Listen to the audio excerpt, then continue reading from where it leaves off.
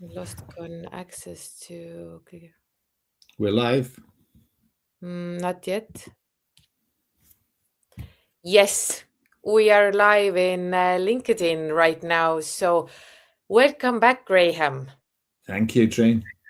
It's lovely that you took time to be part in Interim Talks podcast.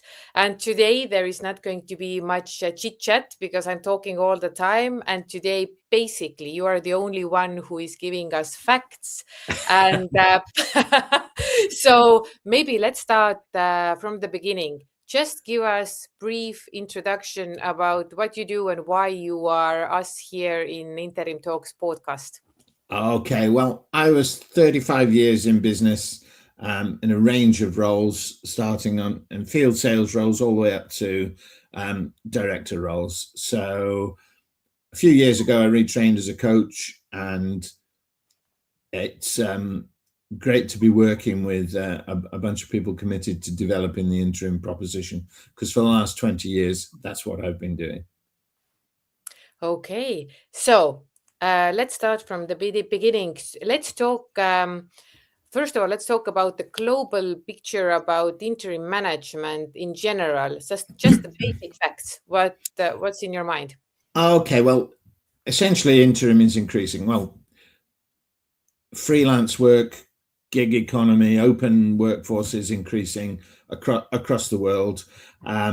It was doing anyway in the late teens, but obviously we had a massive pandemic, which meant people worked at home, and working habits and processes changed.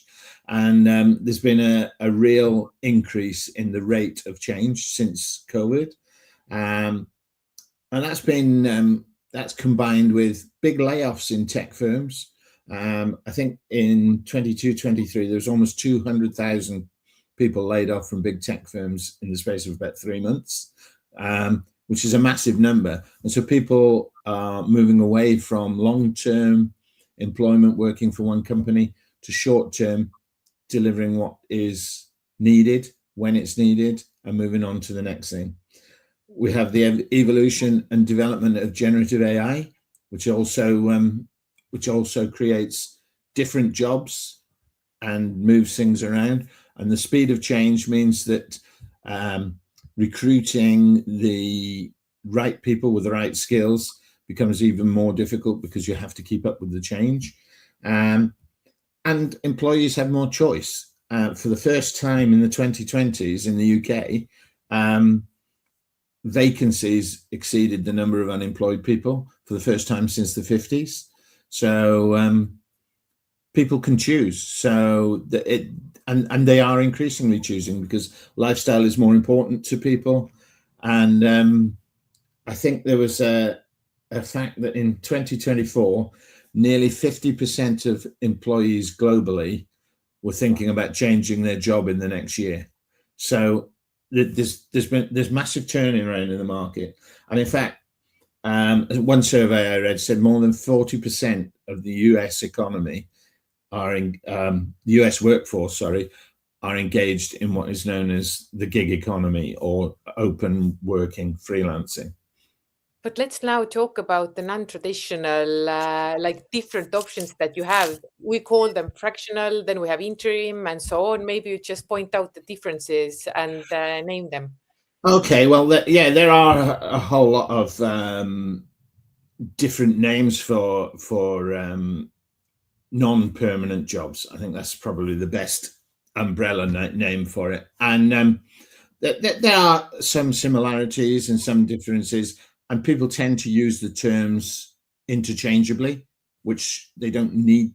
That they can be interchangeable, and ultimately the role you perform is the role that you agree with the employer, and that's the role, and whatever the label is on it Mhm. is up to you.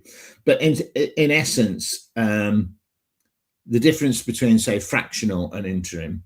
Fractional is, it's a part of your time. So 2 days a week, I will work on this job, and that's a contract on a 2 day a week basis, an amount of your time. Interim is more about, we have a project that needs to be done, we have a role that needs to be fulfilled for a period of time, and there are set parameters around it, and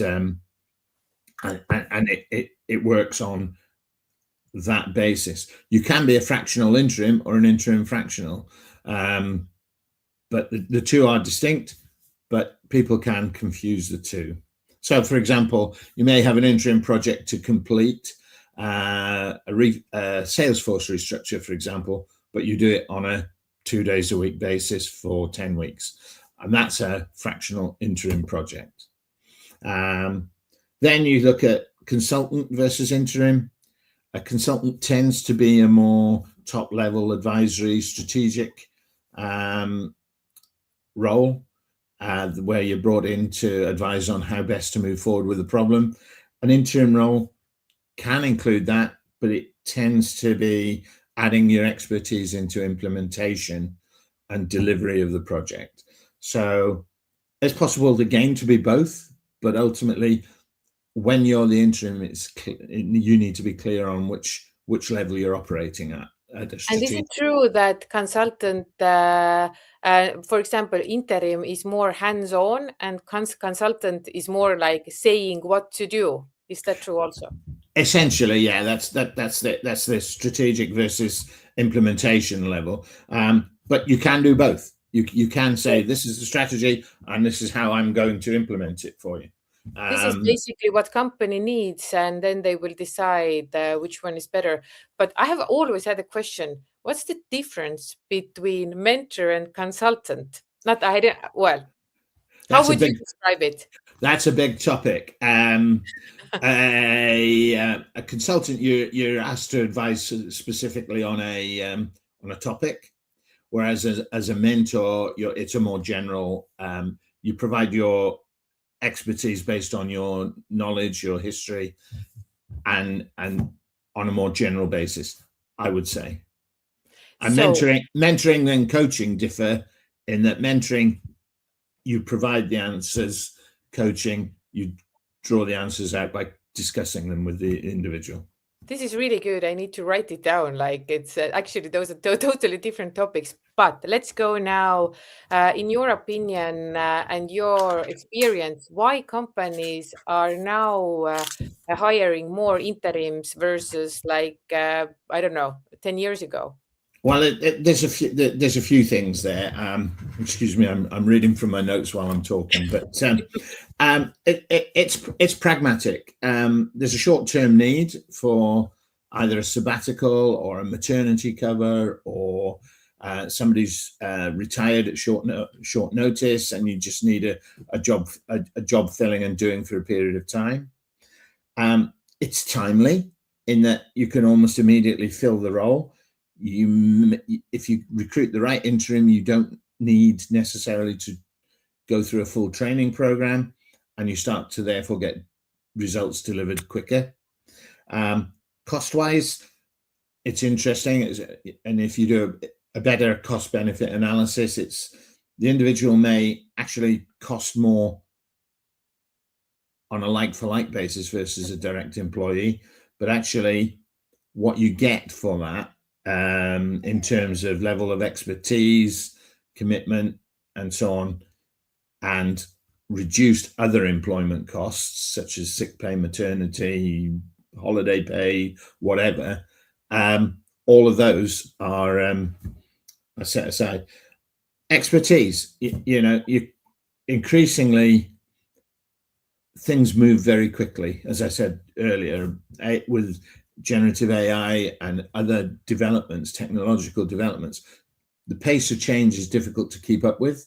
I was talking to somebody yesterday about website development, and sort of 10 years ago, a website developer was a website developer, where now that role is divided into creating the hosting, creating the front end, creating the back end, training people to develop the back end, making sure the SEO is correct, so on and so forth. The jobs have divided out, and each of those jobs is developing all the time. So you need to be bringing in experts in the specific areas for a short period of time to move on. And then I talked about ongoing training. Employees will need to if you've got a permanent employee, they'll need to be constantly training to update themselves on the latest technology, latest thinking, whereas an interim doesn't. And I'm just going to give you a why do companies do it. I looked earlier today at the 2025 blended workforce survey, and 79% of companies say access to expertise is one of the main reasons that they use interims. 87% said it's quality over cost, so they get better quality. 83% says it increases their capacity for innovation because they're bringing in different people with different backgrounds, different knowledge, different skills who can help them to move forward innovatively quicker. And 86% said it was faster delivery. And in a world that's getting quicker and quicker, 86% say working with a blended workforce of interims, permanent, fractionals, whatever it is, gives you a better result. And interestingly, 97% of them said they would lose their competitiveness if they went back to the old command and control system. So there's a lot of reasons there. Of course, yeah, exactly. But let's talk about some successful practices, or what makes successful interim, or how would you describe it? Well, okay. What I think is, and I think we've sort of touched on it already with that. It's enlightened leadership, if you like. It's leaders who realize what is possible, realize what can be achieved by doing things differently, and empowering their interims to deliver for them. And so sharing their own vulnerability, lack of knowledge, or whatever, it's something that a lot of leaders get wound up in. They have to have the answers to everything, when actually finding the right person to give them the answers and deliver for them will be a better way forward. So what else makes it successful? Well, good recruitment of interims, picking the right interim for the role, defining the role by task rather than by person. So the skills and the tasks needed rather than by the type of person you need is much more likely to result in a success. Cultural adaptation. So you've got to be able to lead the culture of your business to accept that not everybody is going to be a full-time employee forever, and it's going to be a mix of everything. And I include AI in that, by the way. It's people, AI, interims, freelancers, fractional managers, the whole lot. And the most successful businesses are the ones that get the right type of employee for the right task. I have one question before you continue. No. I have one extra question. So if a company, for example, owner or board member realizes that the interim is not a good fit for them, the one they have chosen, then what would you recommend for the board member, how he or she should behave or act? Well, that is going to be very much dependent on circumstance, as you very well know, and it will be down to the initial contract that was agreed, the clarity, and the next thing I was going to say actually was setting clarity of expectations. That's what leads to successful interim. And so sometimes there's a little bit of looking at yourself and say, well, did I make it clear to this interim what the requirement was? And if you're confident that you have, then it's time to say that we'll try a different interim, I think, because the interim has to be focused on the delivery of the expectations. Exactly. So the main thing is that the company board members or owners, they really need to look into the mirror and ask themselves who they really need and what the company needs. And this is the main thing where to start. So, but regarding the successful practices, are there anything else in the list? I think I said task-based recruitment. So redefine your recruitment processes and look at the task first, and then the type of employee that you need to deliver that task. Is it a short-term task? Is it a long-term task? Mhm. Is it one that needs to be done every week, or is it one that can be done in a period of time and finished? That'll determine how you go about recruiting. And equally, can it be done by AI? Exactly. But now let's move forward and let's talk about the great interim. What are the main characteristics? Who is a great interim? Wow, there is a big list here, and well, I say a big list. There's a reasonably long list. I think the first thing is an interim who understands and is committed to the needs of the employer. So, and they need to be flexible and they need to adapt. So you really have to understand what it is the employer wants Mm-hmm. and what the employer needs, and you have to it's the onus is on the interim as well as the employer to clarify the expectations. Make sure you know exactly what it is that is required before you sign up to it. I think also what makes a great interim is you have to acknowledge that the role is time bound. If it's a 3-month role, it's a 3-month role. It's not a 3-month introduction to a role. It's a 3-month role. Maybe that gets renegotiated part way in, but you have to think of it in the first part as a 3-month role. I also think the best interims are those that see interim as a career and not as a bridge to a full-time employment. And I think that's a trap that maybe I fell into a little bit when I first started as an interim. I thought it was a bridge to full-time employment, whereas actually I've been more successful once I put that to one side and realized that actually there's another role beyond this, there's another role beyond this. So I think that is clear. And I think, again, for an interim, is to have a vision of your own needs, your own capabilities, and your own future and your own expectations. What do you determine as being a success in life? And what do you, when you're an old person and you sat there with your cup of hot cocoa one night and you're thinking back, thinking, what did I do in my life that was successful? Did I fulfill my potential?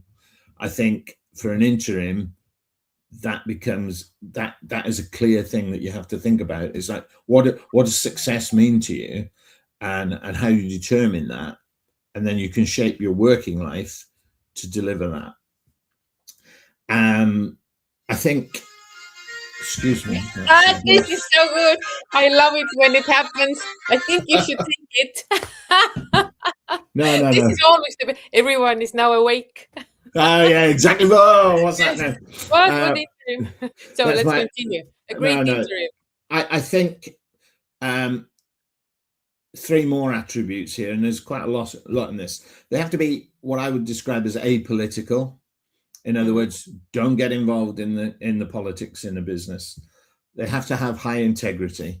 So they get told stuff, they hear stuff, they get maybe told secrets from the board that are not for sharing, or they might get told some feedback by employees that are not really for sharing. They've got to have high integrity. And as you and I have discussed before, they have to put their ego to one side. It's no good. It's not about you as a person. It's about you as a set of skills. And that's something that you kind of need to remember as an interim. I think you have to have determination to succeed. You have to be really committed to the success of the project. And then I've just got a 4-point acronym, if you like, is TUCK, TUCK. Think like a shareholder, understand the company vision, communicate with all stakeholders, and keep on task. This is really good. But to wrap it up, I have actually one more question, is that we have a lot of good leaders. We have really good leaders. Why the good leaders decide to become interims? Well, I think a little bit of it was you hit a moment in your career when you make a choice about what is important, and that success thing that I described. So what would you describe as success? What would you think is, yes, I lived my life to the full, or whatever? And I think what as an interim is you have freedom of choice, a lot more freedom of choice. In terms of roles that you perform, you get the satisfaction of delivering, which maybe you do get in a permanent role, maybe you don't get in a permanent role. It maybe isn't quite as instant, and so on. You get variety, and you can work. One day you can be working for, I don't know, a food business, the next a tech business, the next a distribution business, next a legal business. It can be across the whole piece, and startups as well as established businesses. I've done all of those, by the way. So, and your job security, because a lot of people say, well, working full-time permanent employee is more secure. Well, actually, in reality, as an interim, your job security is based on your own performance. So if you're confident and you know you can deliver, then you build your own job security based on good performance. And you can determine your own income level. So another survey I saw by BBTP 2024 said 40% of interims that they surveyed invoiced between 100,000 and 200,000 euros a year. So, that's quite a reasonable thing. And you can choose where you work, whether you work on site, whether you work internationally, whether you work at home. So it can be flexible to fit your lifestyle.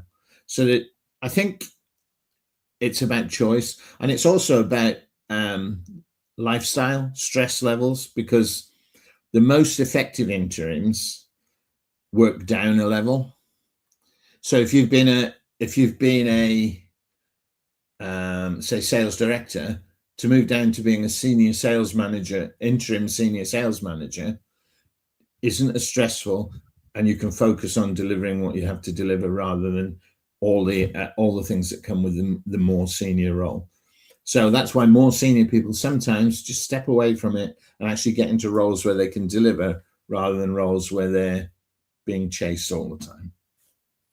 Yeah, well, it seems that we have covered all the main topics regarding being an interim and hiring an interim. And if you have the viewers, if you have any more questions, just feel free to contact us, because Graham is not going anywhere.